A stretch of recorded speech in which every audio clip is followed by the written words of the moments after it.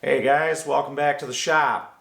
Just back from our cross-country excursion with the little gym trailer, and we've been busy back here cleaning up and getting back to working, and we're back on our first project here since we've been back. You know, not everything I do is this grandiose, amazing restoration.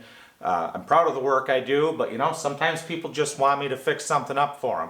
So with that today, I'm going to take you around this old table and see if we can put it back into order and get it back to the nice lady who sent it to us. Come along, guys. Let's see what we can do.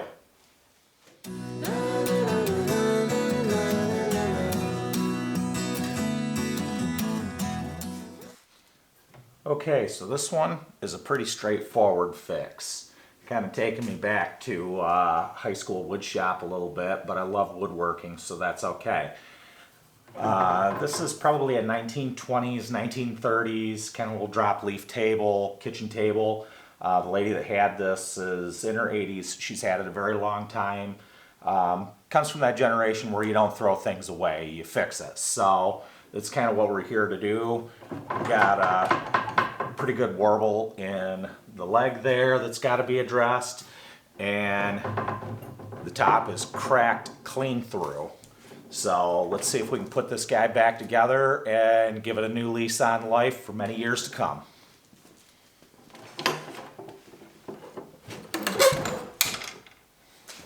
Okay. Well, that was easy.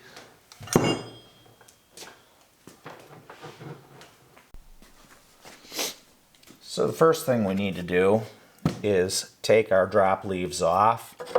Go get yourself a coffee can.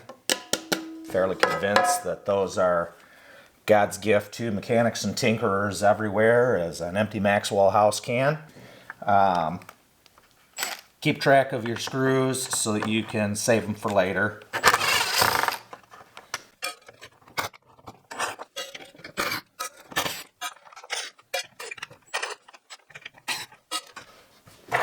Boom, just like that. One leaf out of the way, nice and easy.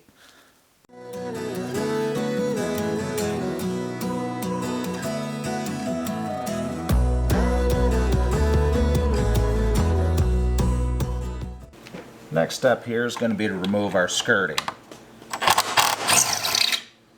Take those guys out so we can separate our base from our top. Get in there. Next thing I'm going to do is take these legs off. If you're a guy like me and you grew up with a bunch of dudes who worked on stuff, you started carrying a 4-inch crescent wrench in your pocket when you were like 4. But hey, my Williams 4-inch crescent wrench, this kind of thing save your ass. And believe me, it has on more than just a few occasions. Last thing I'm going to do is take these leg gussets out. These get loose over time. Probably going to have to put a little filler in there, firm up those holes. But hey, it's all part of the fun.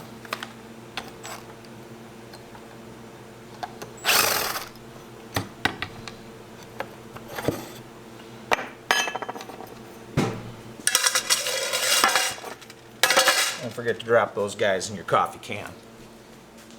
Okay, so our table skirting is all down.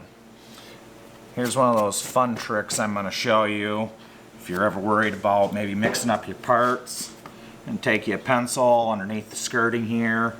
Just going to make some corresponding marks. I'll call that one 1, 1, 2, 2.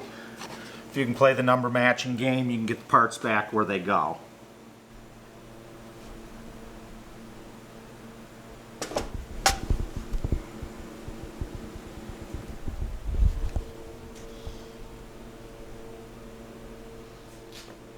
Okay, so we're all stripped down here. You can see our broken pieces of table. Line those up real nice. There's lots of ways to glue wood back together. For what we're doing here today, we're going to use a dowel jig.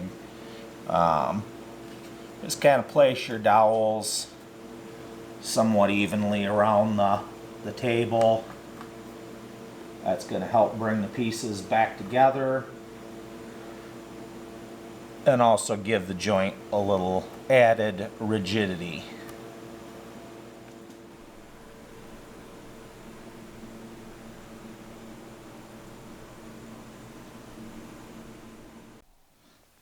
Okay, so here's how we're going to repair the top. This is called a self-centering dowel jig. This one's made by Dowlet, and we're going to use a 3/8 dowel. I've taken my drill bit, taped it to a line where I want to stop.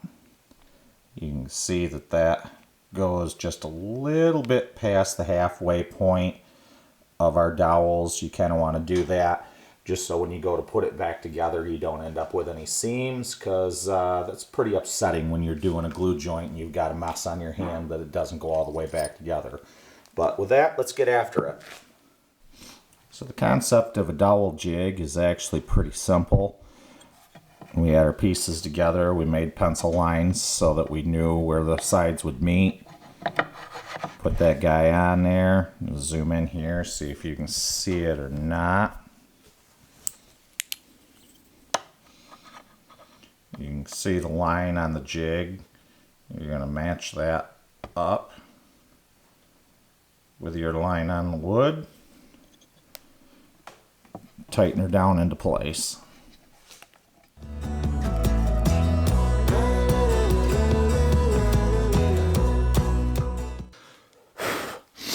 Got that good old growth oak.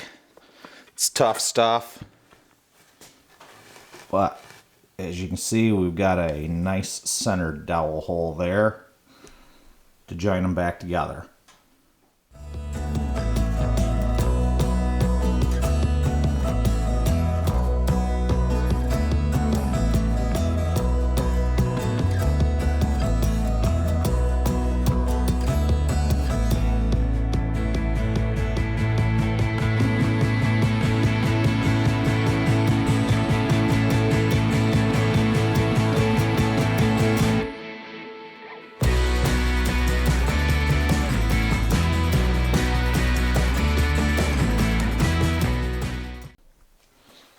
So now that we got our man glitter all blown away, our holes drilled, now we got to get with the business of gluing. Put a little glue down in each one of them holes.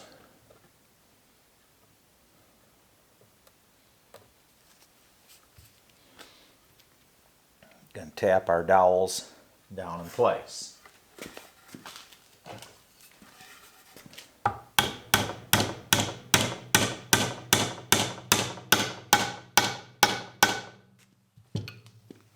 So you see we got all our dowels knocked into place. Now we're going to come over here to the other side.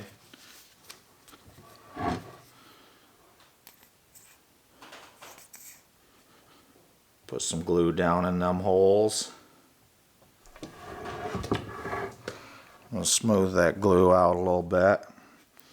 Make sure we got good coverage all the way across.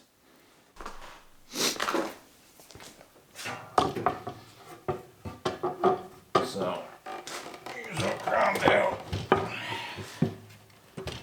It's a little tight going together. Use our rubber mallet.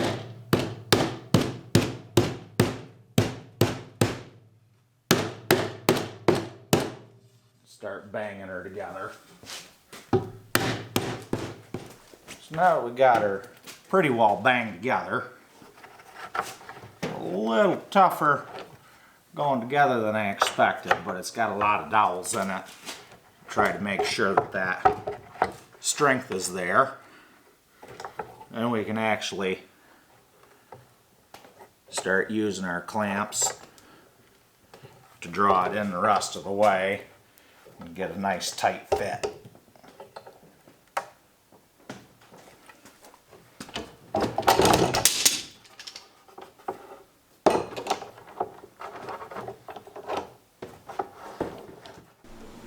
Alright, so we're all clamped up.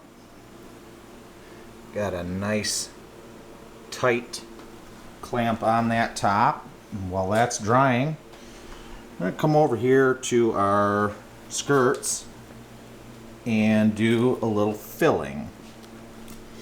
One of the problems with this table, you can see here, is all this wood is dried out and gone, so it's not giving us much purchase to screw into. We're going to see if we can fix that up.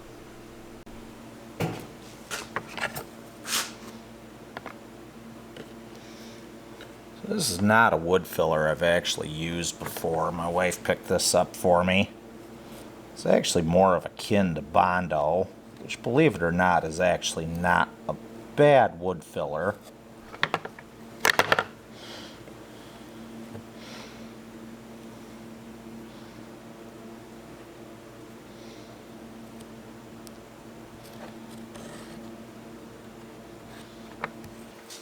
Alright, our glue joints are dry. Let everything dry overnight. Take our clamps off here. Start with the business of putting our table back together.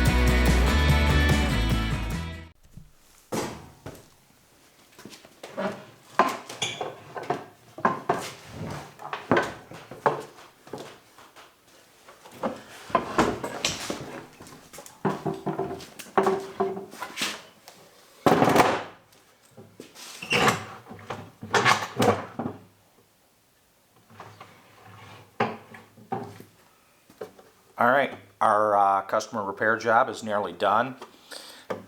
She did not want the table refinished, kind of like the original patina, memories, they've had it for years, whatever.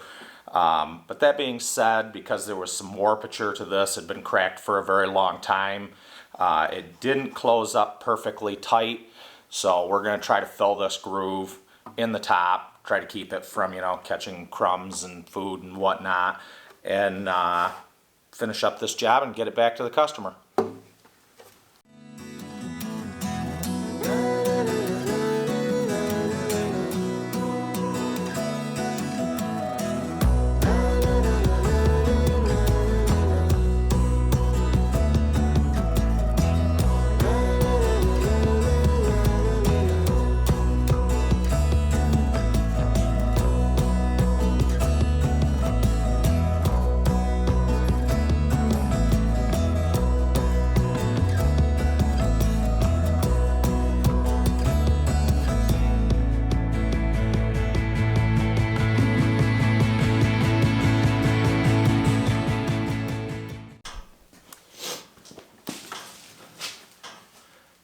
Alright, now we got our fill line in, we've removed our tape. The purpose of the tape is just to keep the filler from getting into the grain. This is oak, it's a very wide grain. But right now, next thing we're going to do is just very, very lightly on this line, go along and sand our filler so that we have a nice smooth line. Alright, now that our repair work is complete, we're going to put a little coat of Howard's Feeding Wax on there.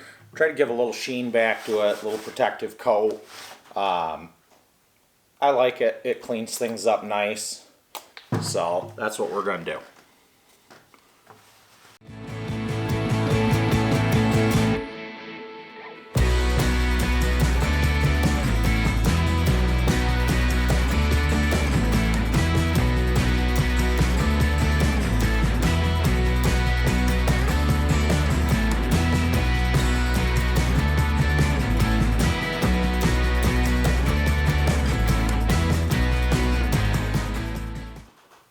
right, guys, there you have it. That is, I won't use the word restoration because we did not do a restoration. We did a repair and a cleanup. That was what the customer wanted, so we aim to deliver. I want to thank you guys for coming along with me on this one. We're going to give you a sneak peek of the next project and look forward to seeing you guys here back in the shop again real soon. Alright guys, next time here in the shop we're going to be working on this 1920s Victrola credenza model. The customer wants us to go through and sweeten her up a little bit and get it back singing. So this is what we'll be working on next when we see you again back here in the shop.